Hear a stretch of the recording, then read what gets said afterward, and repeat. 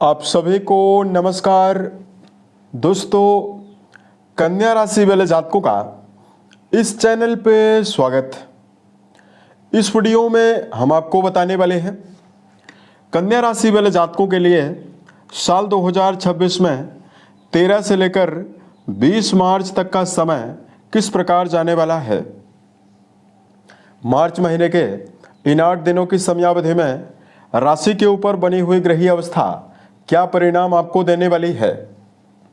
किन मामलों में कन्या राशि वाले जातकों को कम प्रयासों में बड़ी सफलता मिलने वाली है, वही कहां पर संभल कर कन्या राशि वाले जातकों को चलने की आवश्यकता भी रहने वाली है। अतः यह राशिफल कन्या राशि वाले जातकों के लिए ही बनाया गया है और आपकी चंद्र राशि के ऊपर प्रभावी है, तो आप इसे इसी आधार पर देखें। इस राशिफल के माध्यम से कन्या राशि वाले जातकों के जीवन से जुड़े हुए सभी पहलू के बारे में हम आपको जानकारी भी देने वाले हैं, जैसे कन्या राशि का करियर और व्यापारिक जीवन, आर्थिक जीवन, पारिवारिक जीवन, प्रेम संबंध, स्वास्थ्य, एजुकेशन लाइफ और अंत में हम आपको धार्मिक उपायों के बारे में भी जानकारी देने वाले हैं, जिसको यदि आप जीवन में करते हैं तो आपको विशेष शुभता मिलने वाली है। अब देखिए 13 से लेकर 20 के बीच में क्या परिवर्तन ग्रहों में होने वाला है और राशि के ऊपर ग्रहीय अवस्था किस प्रकार की बनी हुई रहने वाली है। सबसे पहले ये जानकारी हम आपको दे रहे हैं। तो देखिए कन्या राशि वाले जातकों की संपूर्ण राशि को नियंत्रित रखने वाले ग्रह बुध माने जाते हैं, जिनकी उपस्थिति 13 से लेकर 20 के बीच में वक्री अवस्था में आपके छठे भाव में रहने वाली है। ये छठे भाव में मंगल और राहु देव के साथ युति बनाकर गोचर करने वाले हैं। हालांकि कुंडली के छठे भाव में सूर्य देव भी रहने वाले हैं, लेकिन सूर्य का परिवर्तन भी 14 तारीख को रात में होने वाला है और ये आपके 7वें भाव में जाने वाले हैं। 13 से लेकर 20 के बीच में कुंडली के 7वें भाव में सूर्य, शुक्र और शनिदेव की मौजूदगी बनी हुई रहने वाली है, जिसमें 14 तारीख से सूर्यदेव का प्रभाव रहने वाला है। यहां पर दर्शकों, शुक्रदेव की उपस्थिति केंद्र में यानी 7वें भाव में बनी हुई रहने की वजह से यहां पर मीन राशि में एक सशक्त मालव्य नाम का राजयोग रहने वाला है, जो आपको कई मामलों में लाभ दे सकता है। उसके अलावा देखिए सूर्य शनि की डिग्री वाइज काफी ज्यादा नजदीकियां हो चुकी है, तो शनिदेव यहां पर अस्त भी रहने वाले हैं। उसके अलावा देखिए देवगुरु बृहस्पति, जो आपके राशि के लिए आपके सुख भाव और आपके वैवाहिक भाव के स्वामी हैं, ये आपकी राशि के 10वें भाव में गोचर करने वाले हैं और गुरु बृहस्पति मार्गी भी हो चुके हैं।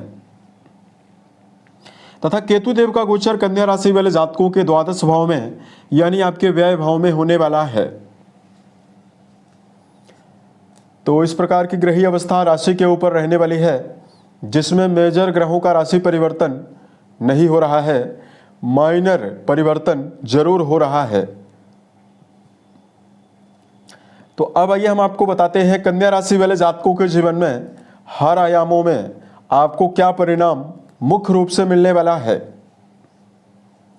देखिए सबसे पहले बात करते हैं करियर और व्यापारिक जीवन के मामले में समय कैसा जाने वाला है। दोस्तों, वर्तमान में देवगुरु कर्म भाव में मार्गी हो चुके हैं और कुंडली के 10वें भाव यानी आपके कर्म भाव के स्वामी बुध की अवस्था आपके छठे भाव में बनी हुई रहने वाली है। कर्म क्षेत्र के मामले में परेशान कन्या राशि वाले जातकों के जीवन में अस्थिरता से निकलने के अवसर इस समयावधि में आपको मिलने वाला है। देखिए कर्मेश आपके छठे घर में वक्री अवस्था में मौजूद हैं, तो लगातार कन्या राशि वाले जातकों के जीवन में कर्म क्षेत्र को लेकर दबाव की अवस्था बनी हुई है और मेहनत ज़्यादा करने के बावजूद भी संतोषजनक परिणाम करियर में आपको नहीं मिल पा रहा है।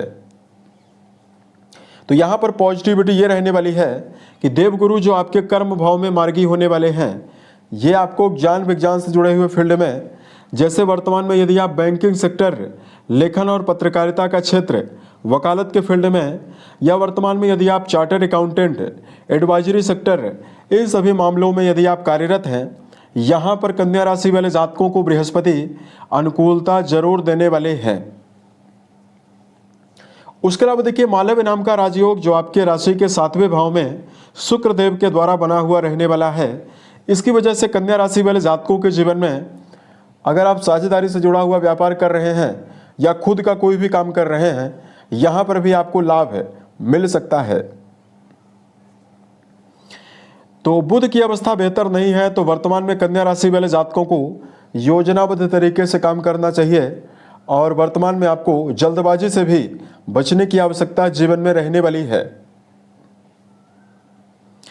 उसके अलावा देखिए बात करते हैं कन्या राशि वाले जातकों के जीवन में क्या परिणाम आपको धन के मामले में मिलने वाला है। दोस्तों कुंडली का जो दूसरा भाव है, इस भाव से बैंक बैलेंस यानी धन के बारे में विचार करते हैं और कुंडली के 11वें भाव से व्यक्ति के जीवन में लाभ का विचार करते हैं। अब दर्शकों यहां पर देखिए धन भाव के स्वामी अपनी उच्च राशि में यानी आपके केंद्र में मालव्य नाम का राजयोग बनाकर बहुत ही प्रभावशाली अवस्था में गोचर करने वाले हैं। तो यहां पर कन्या राशि वाले जातकों के जीवन में आर्थिक जीवन की उन्नति का प्रबल योग आपके जीवन में रहने वाला है। शुक्रदेव की प्रभावशाली अवस्था होने की वजह से जीवन में आपको आर्थिक रुकावटों से निजात मिलने वाली है। धन संबंधी समस्याओं में कमी आपको मिलने वाली है। उसके अलावा देखिए देवगुरु बृहस्पति जो मार्गी हुए हैं, गुरु का संबंध आपके सुख भाव से भी बना हुआ है और पंचम दृष्टि से देवगुरु आपके धन भाव को भी देख रहे हैं। यहां पर कन्या राशि वाले जातकों के जीवन में एक और यदि आप जीवन में प्रयासरत हैं तो आपको भौतिक सुखों की वृद्धि मिलने वाली है। क्योंकि चौथा घर भूमि भवन वाहन को निर्धारित करता है, तो यहाँ पर गुरु की अमृतमय दृष्टि पड़ने वाली है। तो कन्या राशि वाले जातकों के जीवन में निश्चित तौर पर आपकी भौतिकता बढ़ने वाली है। और द्वितीय भाव में भी गुरु का प्रभाव रहने वाला है, तो पारिवारिक जीवन की समस्याओं से निकलने का प्रबल अवसर कन्या राशि वाले जातकों को यहाँ पर मिलने वाला है। उसके अलावा देखिए बात करते हैं पारिवारिक जीवन के संदर्भ में क्या परिणाम आपको मिलने वाला है। कुंडली का चौथा घर पारिवारिक जीवन की अवस्था और पारिवारिक संबंधों की जानकारी देता है। इस भाव के स्वामी देवगुरु बृहस्पति माने जाते हैं, जो कि आपकी राशि के 10वें भाव में लंबे समय से वक्री चल रहे थे। इनके ऊपर राहु देव की पंचम दृष्टि का प्रभाव भी था। अतः पारिवारिक जीवन को लेकर लगातार दबाव, मानसिक यातना और परिवार में मान सम्मान की कमी लगातार कन्या राशि वाले जातकों के जीवन में बनी रही। यहां पर बेहतर अवस्था यह रहने वाली है, गुरु मार्गी होने वाले हैं, तो जब भी कोई ग्रह मार्गी होता है तो पूर्ण रूपेण अपनी राशि का भी परिणाम देता है और जहां पर उसकी दृष्टि जाती है वहां पर भी संपूर्ण ऊर्जा शक्ति के साथ परिणाम देने में सफल होता है। ऐसे में यहाँ पर गुरु की प्रभावशाली अवस्था चौथे घर को अत्यंत प्रभावित करने वाली है। अतः पारिवारिक जीवन में बड़ी राहत आपको मिलने वाली है। संबंधों के मामले में मान सम्मान और परिवार और कुटुंबी जनों के साथ रिश्तों में अनुकूलता की संभावना इस समयावधि में कन्या राशि वाले जातकों को मिलने वाली है। उसके अलावा देखिए बात करते हैं विद्यार्थी जीवन में जुड़े हुए दर्शकों को क्या परिणाम मिलने वाला है। शिक्षा भाव के स्वामी शनिदेव अस्त अवस्था में 7वें भाव में गोचर करने वाले हैं। अतः वर्तमान में विद्यार्थी जीवन में जुड़े हुए जातकों को संभल कर चलने की आवश्यकता जीवन में रहने वाली है। शिक्षा के मामले में जुड़े हुए जातकों को व्यर्थ के भटकाव की अवस्थाओं का सामना करना पड़ सकता है। साथ में कन्या राशि वाले जातकों को यहाँ पर फोकस की कमी का सामना भी करना पड़ेगा। अतः वर्तमान में अपनी संगति का भी आपको ध्यान रखकर चलना चाहिए। उसके अलावा कन्या राशि वाले जातकों को समझदारी पूर्वक चलने की आवश्यकता शिक्षा के मामले में रहने वाली है। प्रेम और वैवाहिक जीवन के मामले में अगर आपको जानकारी दें, दोस्तों रिश्तों के मामले में चूंकि शनिदेव अस्त हो चुके हैं, तो प्रेम जीवन के मामले में आपको अत्यंत संभल कर चलने की आवश्यकता जीवन में रहने वाली है। छोटे मोटे वैचारिक मतभेद और विवादों से आपको बचने की आवश्यकता रहने वाली है। वहीं वैवाहिक जीवन के मामले में कन्या राशि वाले जातकों को जानकारी दें। देखिए 15 तारीख तक वैवाहिक जीवन के मामले में 13 से 15 के बीच में विशेष शुभता रहने वाली है। 15 को सूर्य देव का यहाँ पर गोचर होने वाला है, तो 15 से लेकर 20 के बीच में मिला जुला परिणाम ही आपके जीवन में रहेगा। हालांकि आपके वैवाहिक भाव के स्वामी गुरु मार्गी हो चुके हैं, तो यहाँ पर लंबे समय से वैवाहिक रिश्तों के मामले में चली आ रही परेशानियों में कमी भी आपको मिलने वाली है। सामान्यतः सूर्यदेव जब भी वैवाहिक भाव में गोचर करते हैं तो छोटी मोटी बातें बड़े विवाद का कारण बनती है। अतः यहाँ पर कन्या राशि वाले जातकों को संबंधों के मामले में जीवन साथी के साथ विवादों से आपको बचने की आवश्यकता भी रहने वाली है। तो ये समय आपके लिए ज़्यादा बेहतर रहेगा। अतः 15 तारीख के पश्चात ये सावधानी आपको रखना चाहिए। उसके अलावा देखिए, बात करते हैं कन्या राशि वाले जातकों के जीवन में हेल्थ के लिए क्या परिणाम रहेगा। दोस्तों, बुध देव यहाँ पर देखिए राशि के स्वामी होकर छठे भाव में हैं और वर्तमान में देखिए क्रूर ग्रहों के प्रभाव में ज़्यादा हैं। ऐसे में एलर्जिकल समस्या, पेट की बीमारी और कन्या राशि वाले जातकों को शारीरिक रूप से मौसम परिवर्तन से होने वाली बीमारियां परेशान कर सकती है।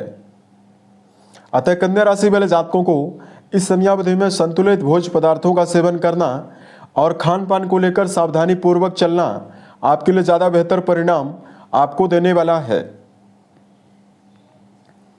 तो यहाँ पर कन्या राशि वाले जातकों को गलत खान पान से बचना चाहिए और दिनचर्या को व्यवस्थित बनाकर चलने की आवश्यकता रहने वाली है। तो ये समय आपके लिए ज़्यादा बेहतर परिणाम आपको देने वाला है। उसके अलावा देखिए, बात करते हैं कन्या राशि वाले जातकों के लिए क्या परिणाम आपको मिलने वाला है। संतान के मामले में यहां पर दर्शकों को बेहतर परिणाम मिलने वाला है। संतान के कारक देवगुरु की बृहस्पति की मार्गी चाल आपके जीवन में संतान के मामले में उन्नति आपको देने वाली है। तो हमने जीवन के सभी आयामों के बारे में आपको जानकारी दी है। अब यहाँ पर देखिए, कन्या राशि वाले जातकों को अगर धार्मिक उपायों की जानकारी दिया जाए, सबसे पहले तो कन्या राशि वाले जातकों को इस समयावधि में मीठा जल शिवलिंग पर अर्पित करना और महामृत्युंजय नामक मंत्र का जप करना आपको बेहतर परिणाम देने वाला है। दूसरा, कन्या राशि वाले जातकों को वर्तमान में बेजुबान जानवरों के प्रति दया का भाव जरूर रखें। यदि आप यथाउचित दाने चारे का प्रबंध गायों के लिए करते हैं तो आपको विशेष शुभता मिलने वाली है। साल 2026 के सभी महीने आपके जीवन में बेहतर संभावनाओं का निर्माण करें और आप सफलता के सभी मुकाम को टच करें। इसी कामनाओं के साथ मैं अपनी वाणी को विराम देता हूं। ओम नमः शिवाय।